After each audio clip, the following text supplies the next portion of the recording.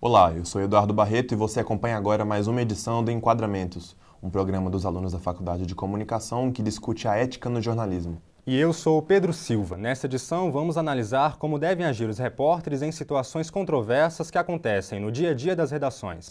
A gente começa relembrando um crime que chocou o país em 2011. Um atirador entrou na escola Tasso da Silveira, em Realengo, no Rio de Janeiro, e matou 12 crianças. Além da ação de Wellington Menezes de Oliveira, que efetuou os disparos, a cobertura da mídia sobre o caso foi alvo de críticas da população.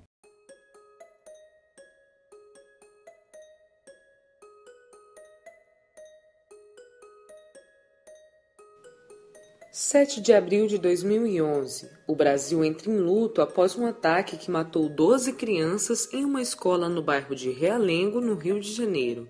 O massacre que chocou o país trouxe à tona inúmeras reflexões, e entre elas os limites e os princípios éticos da atuação da mídia.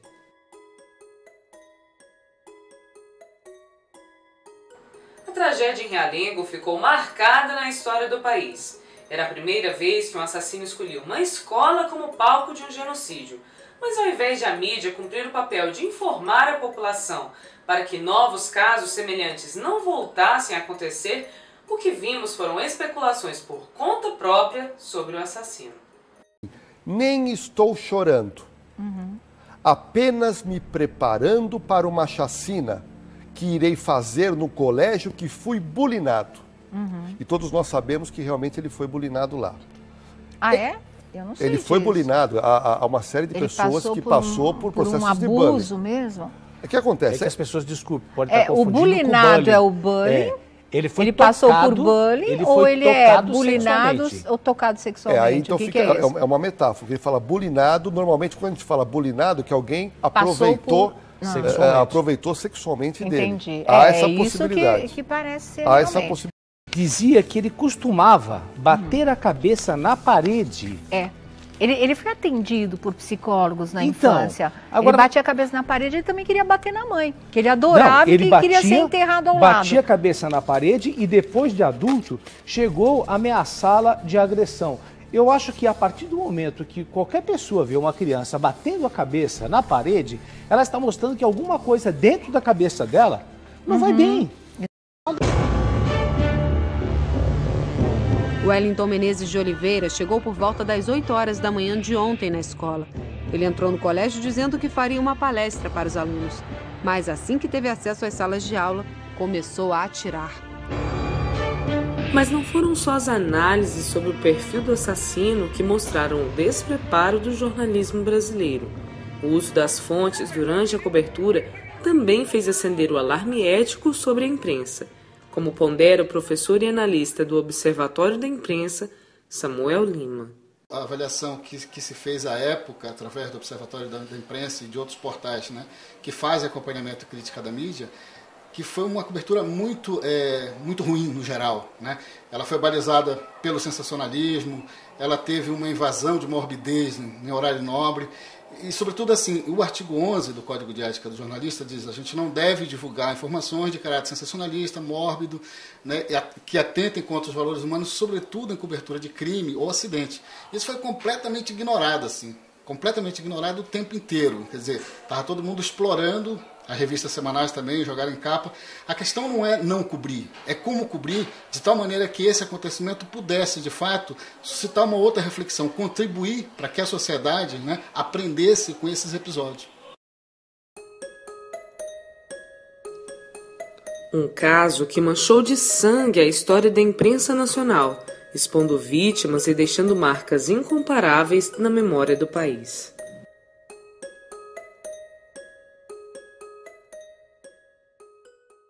Com o objetivo de aumentar a interação com o leitor, o site de notícias brasileiros disponibiliza um espaço para comentários, mas algumas pessoas passam dos limites e expressam opiniões ofensivas. Para evitar situações constrangedoras, esses portais filtram e apagam conteúdos que possam degradar pessoas ou instituições. A rede de computadores é um dos principais meios para se informar. No Brasil, a internet chegou aos usuários em 1996. Nessa época, também surgiram os primeiros sites de notícias. Além de publicar o que ocorre no mundo, alguns sites disponibilizam um espaço para comentários de leitores. O coordenador-geral do Sindicato dos Jornalistas do Distrito Federal, Vanderlei Pozzebon, acredita que esse canal incentiva a participação da sociedade no veículo. Hoje é importante esse canal, até mesmo para você ter um termômetro, uma opinião de um leitor em relação ao conteúdo jornalístico que o seu veículo produz. Eu acho que isso é que é importante. E acho que, ao abrir a participação e opiniões, você consegue, de uma certa forma, humanizar mais e fazer cumprir o papel que é informar a sociedade e as sociedades participais ser fonte de informação para o seu veículo. Mas alguns pontos de vista podem ser ofensivos. Para o correspondente de Brasília da BBC, João Felê, o assunto é complicado. A moderação é uma coisa delicada, porque ao mesmo tempo que você tem que manter um ambiente aberto, propício à discussão, você tem que ter um jogo de cintura para impedir certos comportamentos que acabam contaminando esse ambiente e que são provocações, mensagens muito agressivas ou mesmo o uso de palavrões. Na internet é fácil ser anônimo e muitas pessoas abusam desse suposto anonimato para incitar o ódio escrevendo comentários falsos e preconceituosos. A moderação nos sites de notícias surge como ferramenta para evitar possíveis problemas. Mas será que essa moderação de comentários não fere o direito à liberdade de expressão do leitor? Eu acho que, por exemplo, no espaço das redes sociais, não deve haver essa moderação. Você tem que deixar o leitor, a não ser que ele use, claro, palavras ofensivas, palavras de cunho racista, esse negócio não. Eu acho que tem que haver esse tipo de moderação, né? Mas no jornal, você tem casos que você pode, em alguns jornais, você pode considerar que uma moderação excessiva, mesmo quando vai contra a opinião do jornal, quando vai contra alguma opinião política, se for moderado simplesmente por esse fato, sim, eu considero que seja censura. A moderação bem feita não fere a liberdade de expressão, porque ela, inclusive, permite que outras pessoas usem a sua liberdade de expressão. Pessoas com uma postura muito agressiva, né, nos comentários, acabam inibindo outras de participar, ou acabam mesmo, às vezes, cometendo crimes, né, injúria, ofensas raciais. Então, esse tipo de moderação não compromete a liberdade de expressão. O que o sindicato pauta sempre é um bom conteúdo de jornalismo. Isso que interessa, esse que é o papel da informação, de cumprir o seu papel com informação fidedigna, com qualidade, e não com censura. Censura, o sindicato é totalmente contra e vai ser sempre contra. Agora, a moderação, ela precisa de termômetro, sim, porque pior que seja uma regra, pior sem regra nenhuma. Vamos agora para o intervalo e no próximo bloco os repórteres questionam: noticiar suicídios pode incentivar novos casos? Voltamos já. Estamos de volta com enquadramentos. A imprensa não costuma divulgar suicídios, já que a cobertura desses casos poderia estimular a prática. Pedro, mas o número de suicídios tem crescido nos últimos anos. A mídia deve ou não falar sobre o assunto? Veja na reportagem de Hermano Araújo.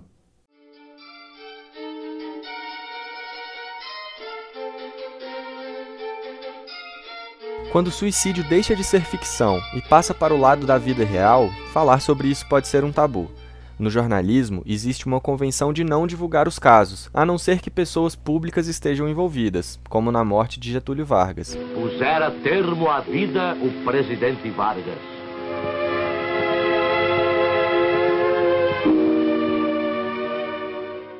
Contudo, o quadro do suicídio no Brasil tem crescido. Segundo dados do DataSUS, nos últimos 25 anos houve aumento de 30% no número de mortes por esta causa, e hoje, 26 pessoas tiram suas vidas por dia no país. O chefe do Laboratório de Psiquiatria da Universidade de Brasília, Rafael Boechat, conta que, ao contrário do que se imagina, divulgar casos de suicídio influencia muito pouco quem está disposto a tomar essa decisão. Existe uma falsa ideia, tanto na sociedade, no jornalismo, como também até na medicina, de que se você abordar o tema, você estaria, de certa forma, incentivando. Isso não existe, sabe? Isso já está demonstrado que não é por falar sobre o tema que você vai dar ideia para as pessoas ou você vai incentivar a cometer o suicídio. Segundo o especialista, são muitas as causas que levam uma pessoa a se suicidar, e com informação de qualidade, a mídia pode ter um papel importante de prevenção. Para tentar resolver um problema, a função do jornalismo de levantar a questão é fundamental. Isso em tudo. A questão de drogas, a questão do suicídio. Uma das funções do jornalismo é essa, é levantar o problema. A Organização Mundial da Saúde e a Associação Brasileira de Psiquiatria lançaram nos últimos anos manuais que mostram alternativas de como abordar o suicídio na mídia e de evitar novos casos. Mas a realidade é que muitos profissionais não conhecem os documentos e, no caso de dúvida, os jornais preferem o silêncio. Com anos de carreira, a jornalista e pesquisadora em comunicação Alzimar Rodrigues confessa que conheceu os documentos há pouco tempo e que os profissionais precisam estar mais atentos para a cobertura do suicídio. É um manual que realmente precisa ser melhor divulgado nas faculdades, nas redações também. A pesquisadora, que recentemente orientou um trabalho de conclusão de curso sobre o tema e acompanhou casos de notícias sobre suicídios, concorda que, tratando os casos de forma ética, a mídia tem um papel fundamental para reverter esse problema de saúde pública. Um pai e uma mãe que leem, eles podem prestar mais atenção no filho. Um colega, um irmão mais velho, então isso é muito importante. A imprensa precisa dedicar mais espaços. Para o especialista Rafael Boechat, o tema não deve ser colocado embaixo do tapete. Eu acho que tem que se falar assim. A sociedade não tem que negar esse tema. Com todo respeito, obviamente, à pessoa, aos familiares. Mas a causa-mortes é essa, então isso tem que ser falado. Vamos para mais um intervalo. No próximo bloco, o uso de recursos sensacionalistas na TV para aumentar a audiência. É daqui a pouco. Enquadramentos está de volta. Programas sensacionalistas são usados para aumentar a audiência, mas são vistos com maus olhos pelas autoridades. A exploração da imagem do preso, o uso de termos ofensivos e a cobertura chocante de crimes são apenas alguns dos problemas identificados. Então, quais serão as recomendações para que esses programas se encaixem no perfil jornalístico e atendam ao interesse público?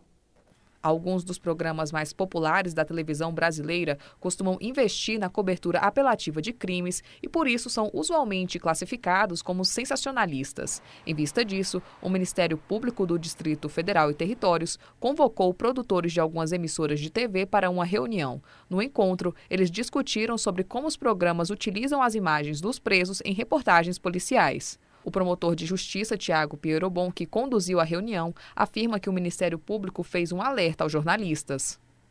A ouvidoria do Ministério Público do Distrito Federal começou a receber diversas reclamações de pessoas que estavam assistindo os programas e se sentiam ofendidas, chocadas com a forma como o jornalismo vinha sendo desenvolvido. E, portanto, documentado nesse procedimento de que realmente estava tendo excesso, nós fizemos a convocação dessa reunião com os diretores, os organizadores desses programas, para fazer uma indicação de cunho ético. A gente já seguia aquele tipo de coisa que o Ministério Público sugeriu e recomendou. Eles recomendaram, por exemplo, um pouco mais de respeito a pessoas presas. A gente só ficou mais atento, porque o Ministério Público pediu para que a gente não expusesse tanto os criminosos, falou um pouquinho da questão das tarjas que são colocadas no ar, enfim, para não chamar de peba, enfim, safado, mas são coisas que a gente já não usa no dia a dia. A gente precisa acionar um pouco mais, não só as comissões de ética, né? Que a comissão de ética, ela só age se provocada. Entende? Nós, enquanto um coletivo, não podemos sair aí taxando essa programação de inadequada aqui e ali por conta e risco. Apesar de não haver uma legislação específica sobre o direito de imagem dos presos e da exibição de crimes na TV, existem algumas leis e códigos que podem ser aplicados. O artigo 5º da Constituição Federal prevê que a vida privada e a imagem não podem ser violadas. O Código Civil também condena a exibição difamatória. Além disso, o Código de Ética dos Jornalistas indica que os profissionais não devem ser coniventes com ações que podem oprimir e pressionar quem está do outro lado da câmera. O artigo 41, inciso 8 da Lei de Execuções Penais, fala que todas as pessoas presas têm o direito de serem protegidas contra a exposição sensacionalista à mídia. E existe uma sala de entrevistas com a imprensa, normalmente com um pano de fundo, com um brasão da polícia, em que essas pessoas são enfileiradas e expostas para a mídia como se fossem troféus. Muitas vezes a gente está ali no automático, não percebe que está violando algum direito. Até porque você vai para a delegacia, o delegado expõe, ele mostra o preso, às vezes o preso quer falar alguma coisa, você dá o microfone, dá direito de resposta para ele. E a gente só coloca a imagem de pessoa presa quando ela está sendo levada para o camburão, ou quando ela é apresentada pela polícia. E mesmo nesses casos, quando o preso, ou advogado do preso, ou familiar do preso, faz a solicitação para a gente não usar a imagem, a gente não usa. Mas se ninguém pede, a gente subentende que está autorizado, está implícito que não tem problema. Quando você conseguiu faturar muitos milhões em torno desse abuso de poder, no caso, o poder do microfone, como é que você vai renunciar? Claro que a gente quer aumentar a audiência sempre, todo mundo quer. Se alguém disser que não se preocupa com isso, está mentindo, ou então não está bem da cabeça. Mas a gente quer fazendo uma coisa de qualidade. E os índices de audiência da TV Record mostram que o que a gente mostra hoje é o que as pessoas querem ver. E por que a gente coloca bastante polícia? Apesar do Balanço não ser um programa extremamente policial. A gente coloca porque a gente tem uma resposta do público naquele momento que está gostando. Tá gostando, não gosto não, mas a gente sempre tem que estar informado, né, do que está acontecendo na nossa cidade, na nossa região. Eu acho ele muito forte, porque também tem criança que assiste. Não é normal, porque quase todo dia parece que alguém mata alguma pessoa. Então eu acho assim, é necessário sim, tem que mostrar sim, tem que expor mesmo, para que todos vejam que a sociedade não está como a gente vê, como a gente pensa que está. Pro horário eu acho impróprio, né? Porque tem gente almoçando, tem gente em restaurante e tal. Mas eu particularmente eu gosto. Sensacionalismo barato. Para esse horário eu acho que deveria ser uma coisa mais leve, uma coisa... Não, a pessoa está no horário de almoço e vendo crime, acaba expondo até para os próprios presos que às vezes assistem isso e chegam lá, vão querer fazer justiça com as próprias mãos. Olha, às vezes você negligencia aí a sua opinião. Agora o pessoal não gosta e fica assistindo. Dá para entender, não. Presta atenção.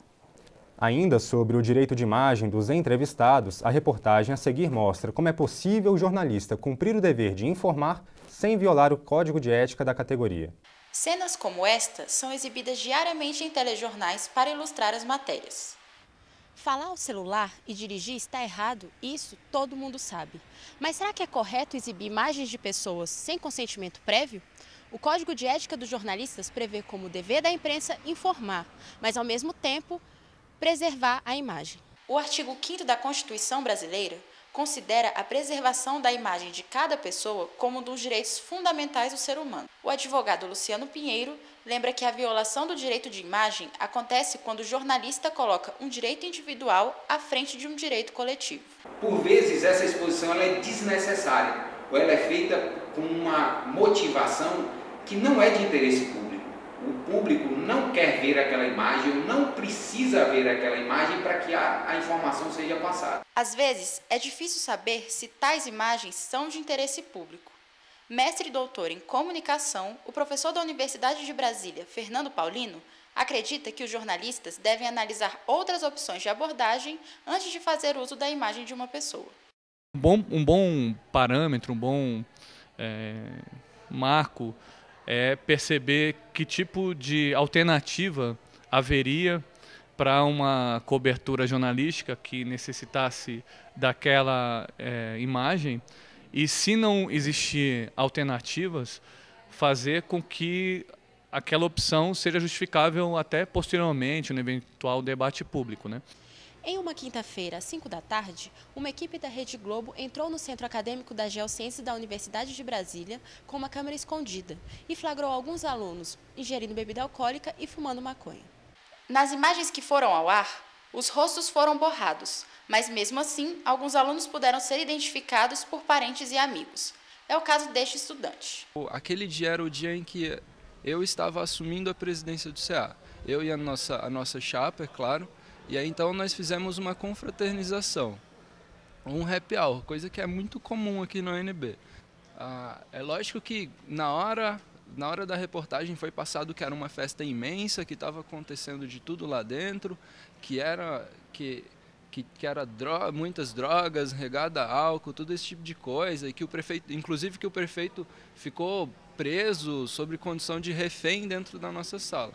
E nem ele sabia o que estava acontecendo, nem ele sabia qual era a verdadeira intenção da repórter, já que ela tinha chamado ele para entrevista para outro motivo, um motivo sobre iluminação da universidade, e de repente ela foi levando ele até simplesmente dar em cima da sala e ela querer entrar na sala e virar toda aquela confusão.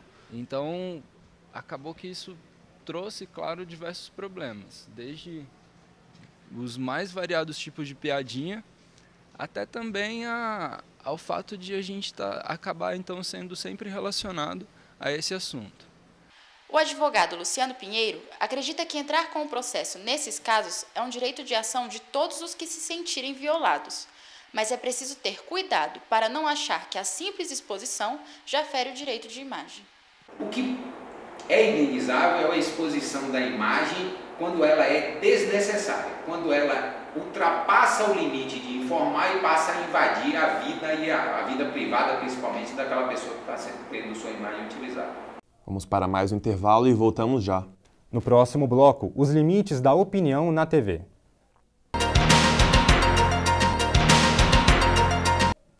Retornamos com o Enquadramentos. Em fevereiro deste ano, o Ministério Público recebeu denúncias contra o SBT e a jornalista Raquel Sherazade. Durante a exibição de um telejornal, a apresentadora fez comentários que foram considerados apologia ao crime e à violência. O caso abre o debate sobre a influência da opinião do jornalista. É o tema da reportagem que vamos assistir agora. Os jornalistas são importantes formadores de opinião. O espaço privilegiado da televisão exige um cuidado maior na hora de se expressar. No início deste ano, um comentário sobre uma vingança contra o jovem assaltante ganhou grande repercussão. E aos defensores dos direitos humanos que se apiedaram do marginalzinho preso ao poste, eu lanço uma campanha. Faça um favor ao Brasil, adote um bandido. O assunto chegou ao Ministério Público. Políticos do PCdoB e do PSOL pediram a intervenção do órgão que cobrou explicações do SBT. A emissora não quis se pronunciar sobre o caso, mas proibiu temporariamente as opiniões da jornalista. Na verdade, ela está transmitindo o pensamento de boa parte da sociedade brasileira. E eu acho que não é impedindo que ela fale que a gente vai resolver o problema. Eu acho que a gente tem que discutir. E tem que discutir isso constitucionalmente. Porque senão as pessoas vão continuar pensando dessa maneira e vão continuar acreditando que esta é a solução para a violência. E vão continuar acreditando que esta é a solução para a construção de uma sociedade. Na época, o Sindicato dos Jornalistas considerou que as declarações de Raquel Sherazade violaram o Código de Ética ao incitar a violência. Desde fevereiro, as notícias de justiça feita com as próprias mãos aumentaram. Pesquisas têm demonstrado que, a exemplo do que ocorre com casos de suicídio, todas as vezes que você divulga um caso de linchamento, você tem um aumento. Você tem um aumento nos casos, nos dias e semanas seguintes à veiculação. Mas atribuir esse aumento ao fato dela ter tido, dela ter opinado de maneira controversa a respeito, não é algo que, pelo menos até agora, tenha sido demonstrado. Alexandre Garcia atua como comentarista. Ele acredita que o profissional deve apresentar uma interpretação dos fatos, mas que o julgamento das informações cabe ao espectador. O que interessa a opinião do jornalista? Que valor tem? É igual a qualquer outro. Eu, por exemplo, sou comentarista, eu faço interpretação da notícia, eu apresento os fatos, as pessoas que decidam. Se gostou, se não gostou, mas eu não tenho que dizer isso é errado, isso é uma vergonha. Eu não sou juiz supremo. O jornalista ainda aproveita e dá um conselho para os novos profissionais. Muito cuidado para não sermos investigador e, em consequência, juiz e, em consequência, o carrasco que vai executar a pena. Em agosto de 2012, foi aprovada no Senado a proposta de emenda à Constituição que acaba com a necessidade do diploma para exercer a profissão de jornalista. A PEC ainda provoca polêmica entre estudantes e profissionais. Acompanhe na reportagem de Igor Actan. Os estudantes de jornalismo vivem uma nova realidade. Desde 2009, o STF decidiu que o diploma não era mais necessário para exercer a função de jornalista. Bom, eu sou contra essa decisão do STF de não exigir que os jornalistas tenham diploma para exercer a profissão, porque a profissão de jornalismo não é só você escrever um texto, não é um curso técnico. Bom, eu não me sinto insegura quanto à minha formação, porque eu ainda acredito que os melhores capacitados ainda vão ter melhores chances no mercado. O jornalista Maximiliano não vê impactos negativos na decisão do STF. Para ele, as grandes empresas de comunicação ainda contratarão jornalistas formados. Independente da decisão ou não do STF, essas empresas continuaram mantendo a sua postura em relação ao diploma.